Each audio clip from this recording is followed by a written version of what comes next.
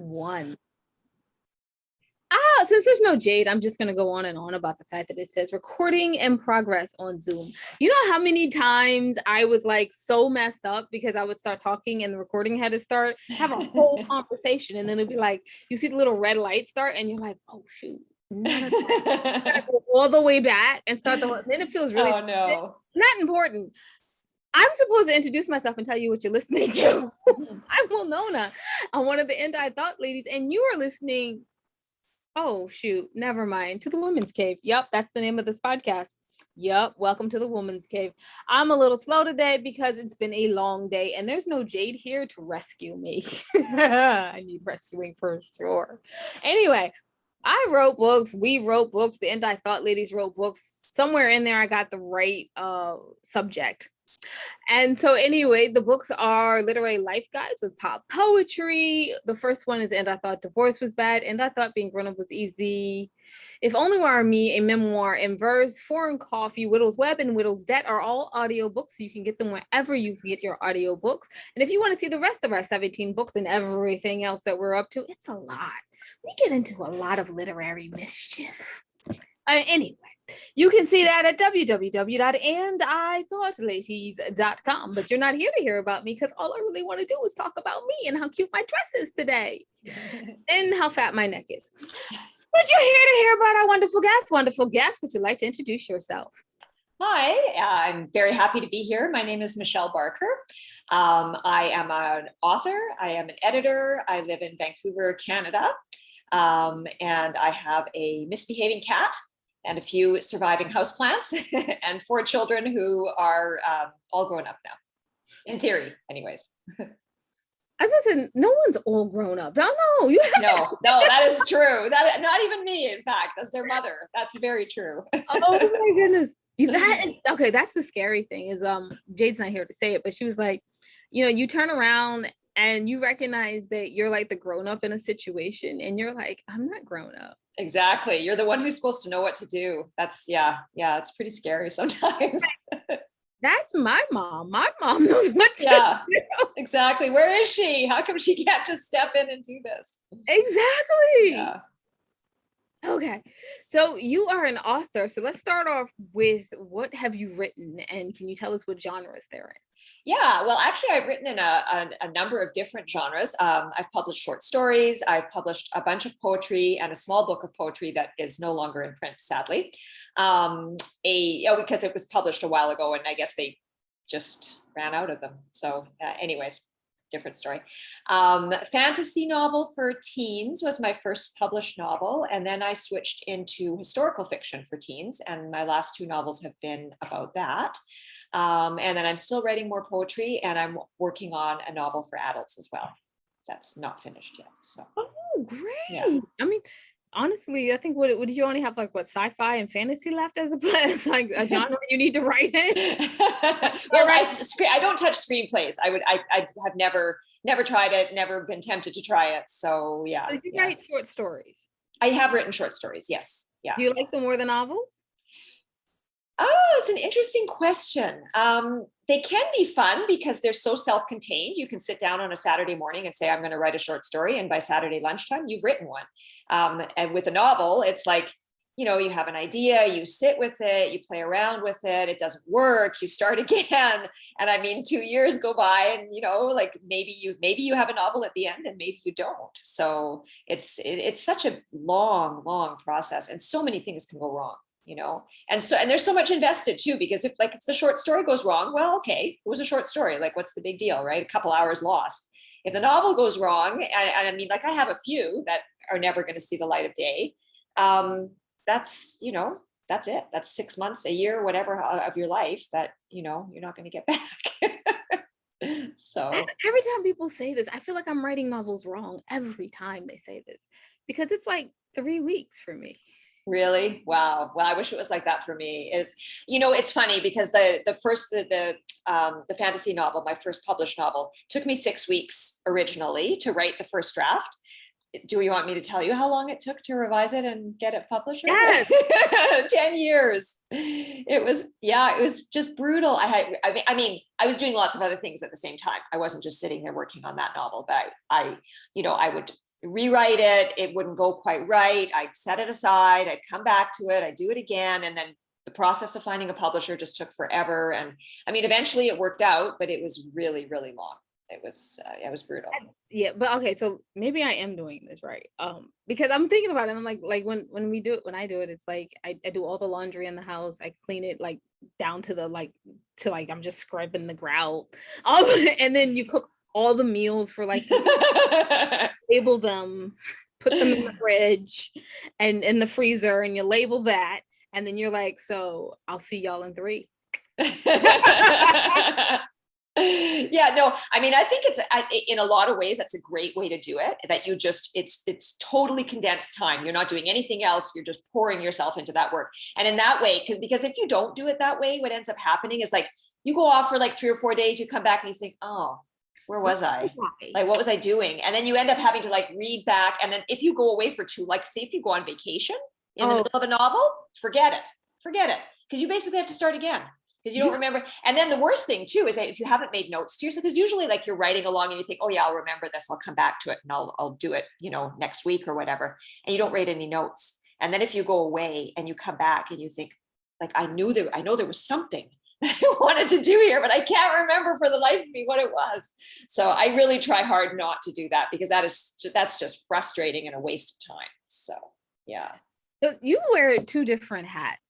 One is I remember why I asked you if you like short stories. The reason I was asking if you like short stories is because this is how I see it. So for all the screenplay writers out there, don't yell at me. It's like a short story with dialogue. A screenplay. A screenplay is a short story with dialogue. I mean, I can't really comment because I just don't know enough about screenplays. I really don't. I think that screenplays, from what I understand, is that you can learn a lot about the process of writing a novel by writing a screenplay. You learn about structure, because structure is very, very key in a screenplay, and it's very rigid. And I think that if you can structure a screenplay, you can probably structure a novel. I also think that all of these things translate, because I think structuring a short story is very much like structuring a novel as well. You have the same sorts of things, except it's very compressed. So I think that all of them really are talking about the same basic thing. I agree. Oh, I do write screenplays badly, but badly isn't a word, but I write terrible screenplays. So you're one step ahead of me. I don't write them at all. So, and I'm going to stop right here to give myself a plug, because the narcissist of the group is doing the interview by herself. Yeah. If you would like to hear my screenplays read by professional actors, you can go to the Ladies Tale podcast, which you can find on our website, and then you can hear all of them read. Okay, moving on. So you wear 2 different hats, one of writing, being creative, and then one editing and being very, very technical. That's probably another reason why it only takes me 3 weeks, because I have an entire editing team, so I don't mess with it. Yes. Yeah, that makes a big difference, because the first draft is the easy part. And then, easy is not the right word. It's not easy. Fun, maybe. To me, some people hate it. To me, it's the most fun. It's the best part of the job, as far as I'm concerned.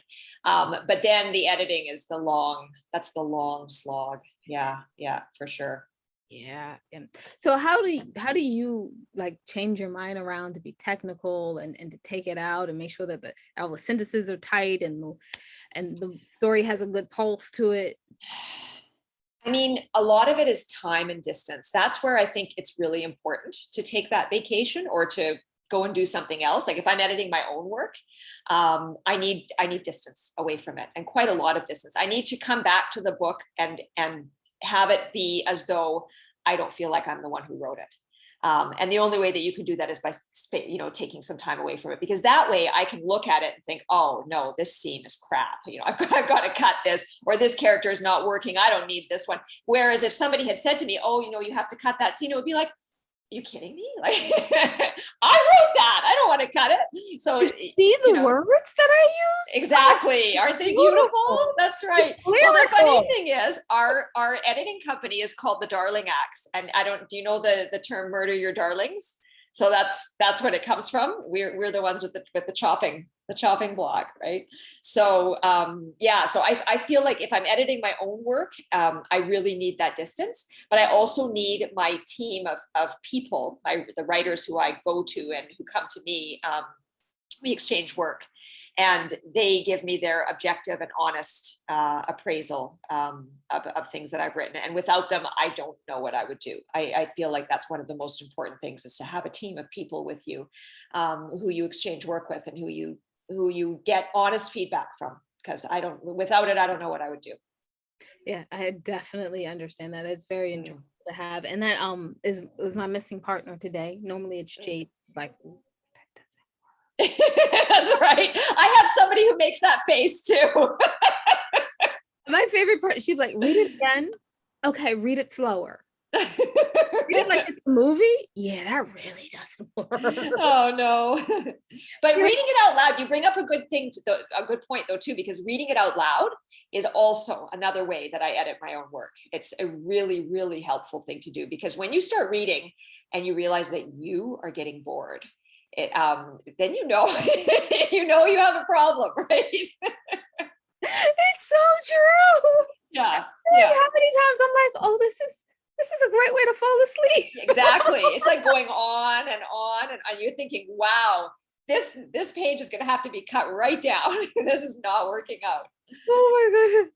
Oh, okay. So, what advice would you give to people that are going to be, first of all, first-time authors, and then, of course, what advice would you give to those who have to go through and edit their work for the first time? And I know that everyone thinks that everything is gorgeous. Yeah, well, that's the problem, that we all think our stuff is gorgeous. And so I think, okay, so first question, people who are going to be writing for the first time, is that what you asked? Okay. Yeah. First, writing for the first time. Can you give us advice for people who are writing for the first time? Well, number one, read as much as possible, because I think that you pick up so much by reading other people's work. It's really, really important. And you don't even realize that you're picking things up. You're picking up structure, you're picking up how characters are developed, what a story should look like, how chapters should end, but you're having a good time at the same time, right? So I think that's a really important way to learn. I think it's really important to take courses, to go to conferences, things like that. You pick up a lot, and you also meet a lot of people as well, right? Because I mean, writers, they sit in a room by themselves and write. It's a pretty lonely prospect. And if you're out, at COVID right now, I guess I don't know how much is actually going on, but I envision a world without COVID at some point, in which there will be conferences again, and we'll be meeting people and doing these things. And I think that that's also a really important thing to do. Now, what else was I going to say? Okay. The other thing I was going to say is that you need to take the pressure off of yourself, in terms of thinking that when you sit down to write, that we want to write like the best thing ever. I think that that's a way to really keep yourself from doing anything, because there's so much pressure, and you sit down and then you think, oh, actually, I don't even know what to write. I don't know how to start. And if you instead just give yourself permission to just sit there for 2 hours or however long it is, write whatever it is you're going to write without judging it, without worrying about how good it is, and get it done. And I think that really sort of makes things easier for a writer it's not even just for a writer who's starting out, for anybody, because every time I start a new novel, I think, okay, this is the one that I'm going to get it right the first time. Which of course is absolutely not true. And so if I take that away and think, no, I'm just going to sit and I'm going to write my 2,000 words or however much I've decided I'm going to do per day, and I'm not going to worry about whether they're any good or not. I'm just going to get them done. It makes the world, or the job, a lot easier. It makes it a lot better. Oh yes, definitely. Mm-hmm. Now, can you give advice? Oh wait, let's wait for the sip. Okay. Now, can you give advice on editing for the first time? Editing, as I've said, I think takes distance. I really, really recommend setting, if it's a novel or whatever it is, setting it aside for probably about 6 weeks, really, to let it cool off, and for you to break all those emotional connections that you have to your words that are so great. And I'm sure they are great, right? But at least you'll be a little bit more objective about it after 6 weeks, when you don't have that visceral connection to, and you don't remember like how much you poured into this task and you know what it cost you and all of that, then it's just words on a page, and it's a lot easier to evaluate them in that way. Reading it aloud also, because missing words, mixed up logic, getting bored, all of those things, all of that comes out when you read it out loud. For some reason, when we're just looking at the page, we skip over all that stuff. I don't know why. It's very weird. But then when you actually read it out loud, you think, oh, wow, that doesn't make sense. What happened to that guy? He was in the room 5 minutes ago. Now he's gone. So those two things, to me anyways, are the most useful ways of editing my own work. Thank you so much for that. First of all, I just wanted to say I loved your advice about reading a lot. I'm going to tell you, if you don't read a lot, you will run out of ideas. It happened to me once. It was weird. It had never happened before. And then I learned a lot of the technical things on how to build a sentence from reading, like in the book. And then you take note of how that sentence is built, and you go, oh, well, I'm gonna have to try that in my next book. I'm gonna have to try this sentence, and then the next thing you know, you were just writing better sentences. Yeah. I love that. And I used to think I was because you know, a writer is by themselves, and if they're learning from reading, you're reading by yourself. So I was like, oh, this is cool. I learned how to do this, and everyone else is like, no, we all did. Oh, okay.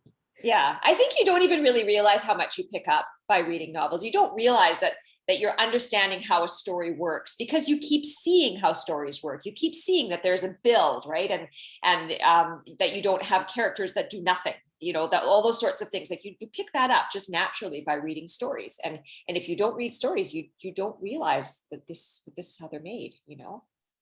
So I have to ask a fun question here. That's nothing. Oh, no, I lied. First, I have to ask the important question. How did you get published? How'd you find your literary agency?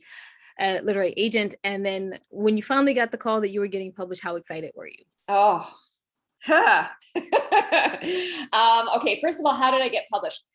I assume you mean a book published, not short stories, articles, and whatever. By sending out queries, sending them out. I didn't have an agent for a very long time. Actually, that's not true. I did have one. They gave up on me. And I thought, oh, that's nice. So then I decided to try to sell this book on my own. And I just sent out query after query after query. And what I would do is, after say 5 of them, if they came back, you know, no, I would think, okay, something's going wrong. Obviously, I have to reevaluate. And so I'd sit down, I'd look at my query letter again. I'd look at my opening pages. I'd think, okay, I see why I'm not getting any bites. And I would rewrite it and I'd send it out again. And that was the process over and over and over again, until finally, honestly, I reached a point of being so fed up and frustrated and just disillusioned. I finally thought, you know what? I don't even care if nobody takes this book. I'm going to keep on sending it out. I love to write. I don't care. I'm going to write regardless. And I actually really felt, I really sort of disattached myself from all of it. And that was when I found a publisher, which is but the thing is, you can't pretend to disattach yourself. You actually have to disattach yourself and say, okay, I'm going to write because I love to write. And if it gets published, all the better. And if it doesn't, I'll start another book. I'll keep going. And that was my attitude, basically. And it worked, which, I mean, thank goodness, because I was ready to give up in some ways. It was very frustrating. Agent was a little bit different. Trying to remember how we even got connected. I guess I reached out to her when I was writing my book, The House of 1,000 Eyes, which was for teens, historical fiction. And she didn't want that one, but then I wrote another one, and that one, The House of 1,000 Eyes, did quite well. And then I guess she was a little bit more interested when I came to her with another book.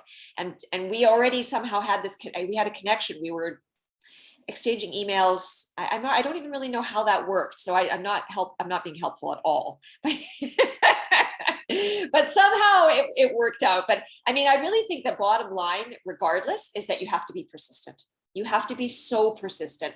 And when people keep on saying no to you, you've got to try to figure out why they're saying no. There's usually a reason.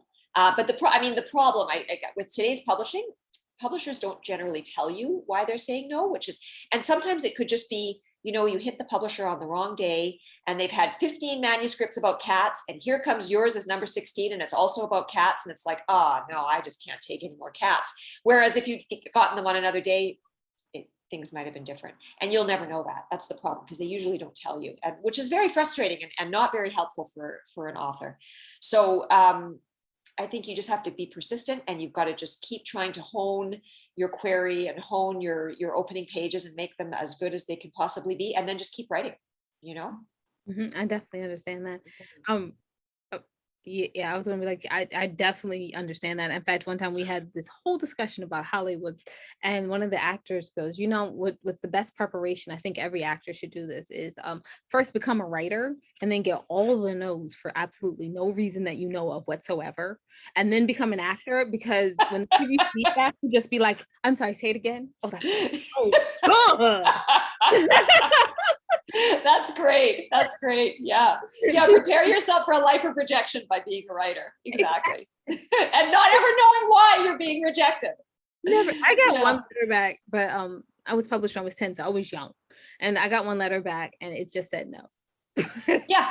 Yes, I mean, but in today's day and age, you're lucky that you even got that, because often what they do now, publishers, is that we'll contact you if we like it. But if we don't like it, you're just never going to hear from us. Exactly. That's nice. Like, you don't even know if it got there, Oh, the world of writing. Oh, yeah. So fun. It's brutal. It is. But it's enjoyable though. And you have to love it to do it. Like, you do. Yeah, you don't come in like, I'm gonna write a bestseller. No, my brother said that to me once, and I wanted to strangle. He said, "Oh, I think when in a couple of years, I'm going to write a bestseller." I thought, "Are you really? How are you going to do that? Tell me, please. I'd like to know." Yeah. Okay. So, my last question, my fun question: if you could write with any author alive, who would it be? Why? And what would you write?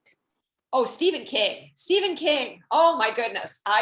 He is before I die or he dies, I want to meet him. That's my dream, is to meet him, because he is, for me, he's my hero on so many different levels: work ethic, character development, dialogue, stories, ideas, everything. He just is, he's amazing. I don't care what we write. It makes no difference to me. I'd write anything with him. He's like, I'm even down for sequels. Exactly. That's great. Okay, where can everyone find out more information about you, read and purchase those books? Oh, okay. Well, Amazon. I presume Amazon in the United States. I know Amazon Canada has them because I'm Canadian, but I'm pretty sure they're published in both sides of the border. So, House of 1,000 Eyes, My Long List of Impossible Things. Those are my books of historical fiction. The Beggar King is a fantasy novel. I have a website, www.michellebarker.ca. And if anybody's looking for an editor, I am with The Darling Axe, which is very easy to find. It's www.darlingaxe.com. So that's where I am. In fact, I do know someone looking for an editor, but so we'll talk, right after. Yeah. So I'm going to wrap it up for us, because Jade's not here to do it. It feels weird to say this. I'm going to wrap it up. All right. You can find out everything that you ladies are up to at www.andithoughladies.com. And while you're there, take a moment, go to the bottom of the page, and you will see the charities that we proudly support. Please support them too. And we thank you in advance for your assistance towards those charities. And remember that wisdom is all around you if you're open to finding it and accepting it. So peace and love, you guys, from Will Nona and the Missing Jade. Bye-bye. And thanks for listening.